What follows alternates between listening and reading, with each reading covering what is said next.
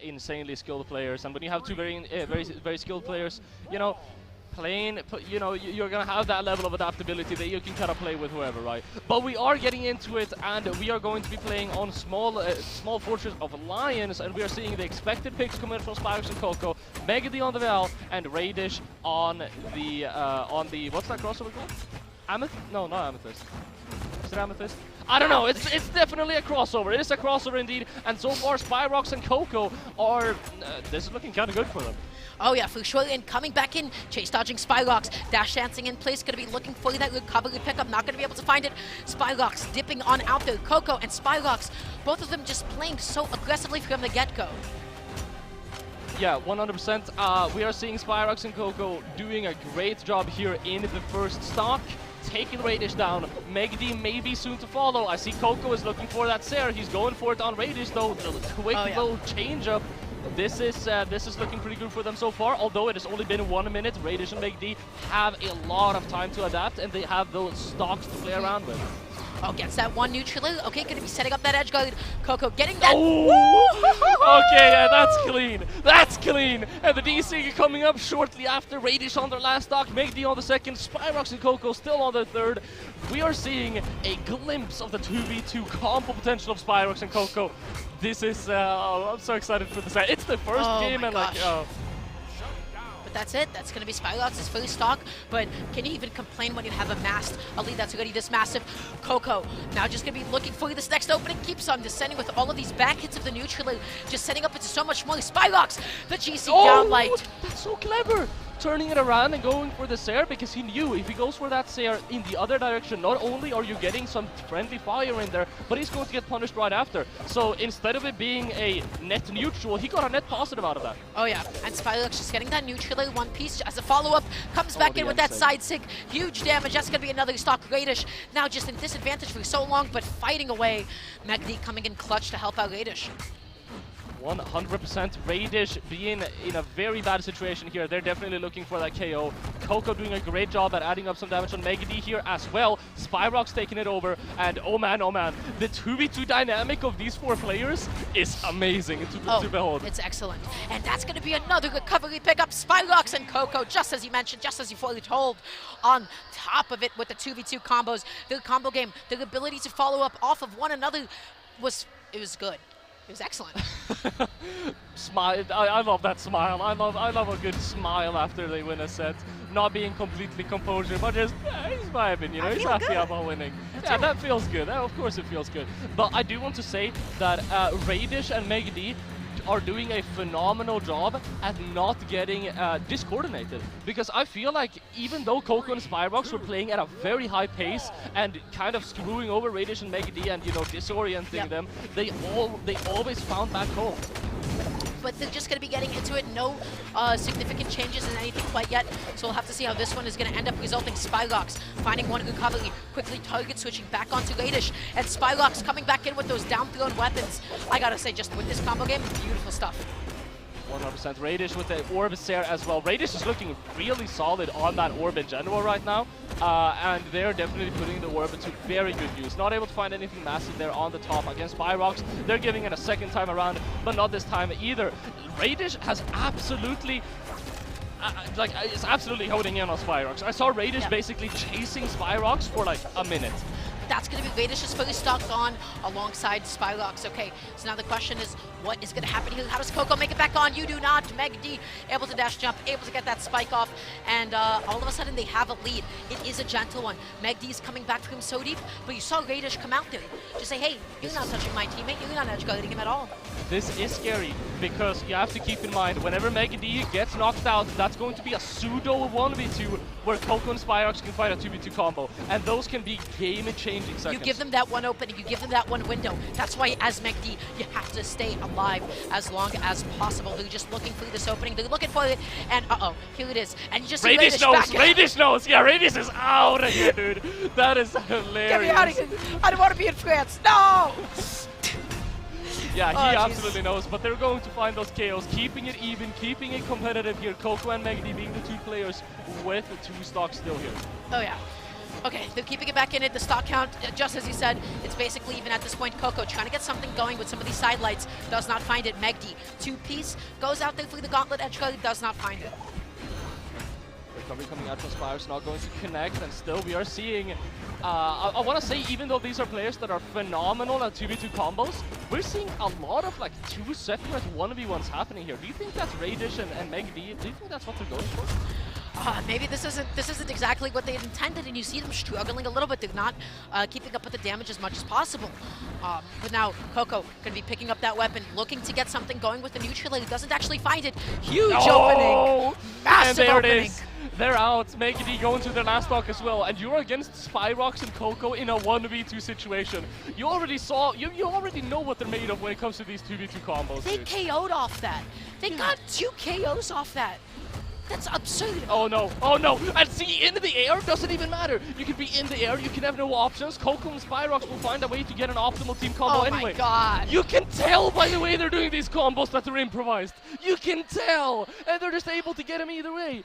This is the jazz music of combos, baby. These are whole improv sections. It's beautiful. That was an incredible solo.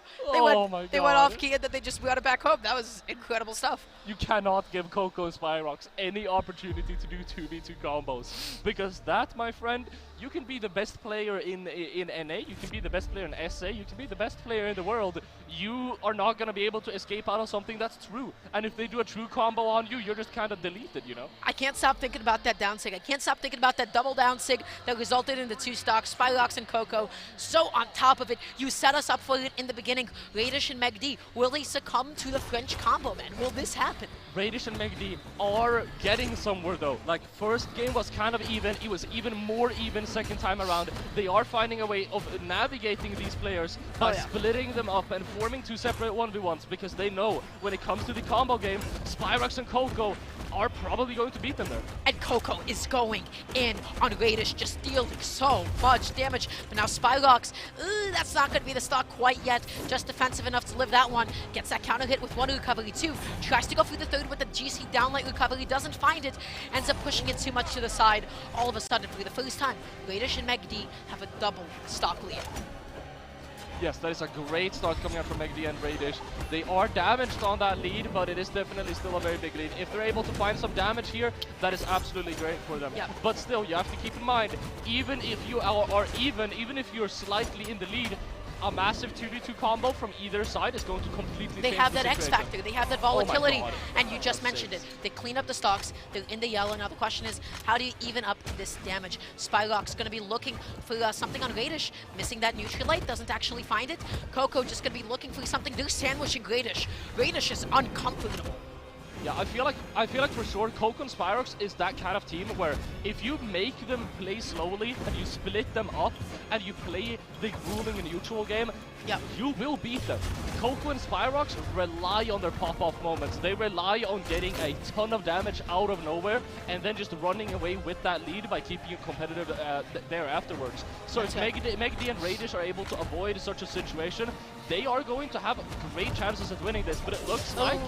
Especially when you split them up. You split them up, that's when they don't exactly play as well. That's when they don't get to execute the ideal game plan. Koko patrolling the ground, able to pick up lands. Now has to find a way to be able to land. Oh but then lands that's a big right combo. into that combo. Alright, Spyrox coming in with the N-Sig, clutching it out, saving Koko there, but that is a lot of damage. That is Koko on orange.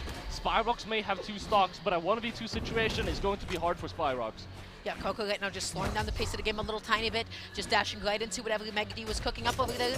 Gets that, and I thought for a second Koko was about to hit his own teammate with that.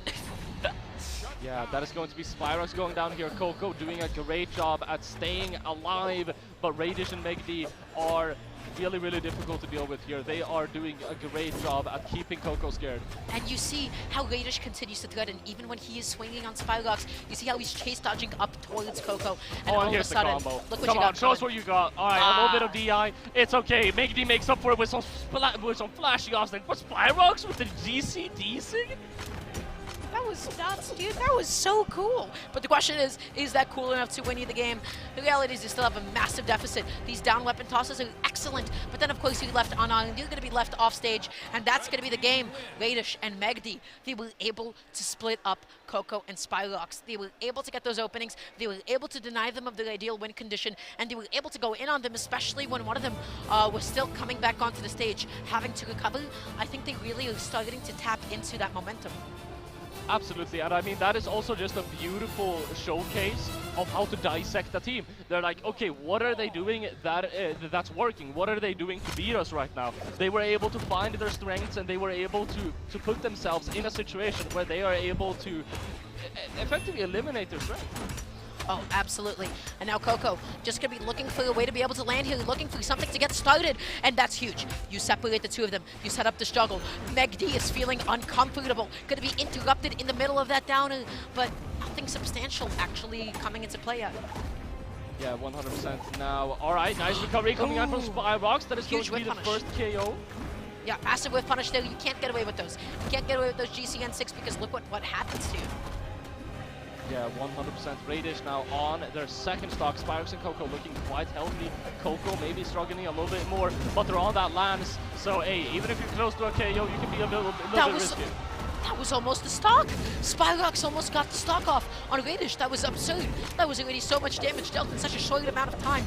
And now Koko just holding it down, setting up this lance wall. 100%. Two stocks dropping, Koko and Magdi respectively. Spyrox still on their third stock, doing a great job at sustaining their stocks. Raydish, on the other hand, is having a hard time. You mentioned it before. They just kind of popped off on Raydish twice. Yeah. Spyrox, oh my gosh, that wall touch with the ground pound was actually optimal. Just able to get all of those resources back, replenished it at the perfect time. And now, two stocks apiece, but Raydish is definitely on set to lose that second one.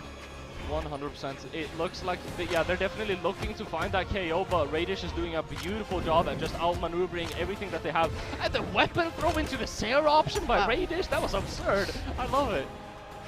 I don't smell anything good happening. There it is, baby. That's that combo. That's that spike. And that's going to be that stock gone on Magdi. All of a sudden, what was kind of an evenish game is dominantly in the favor, in the lead of Spyrox and Koko. They have... Oh, and the combo coming out too. Koko and Spyrox are crazy right now. They're going insane.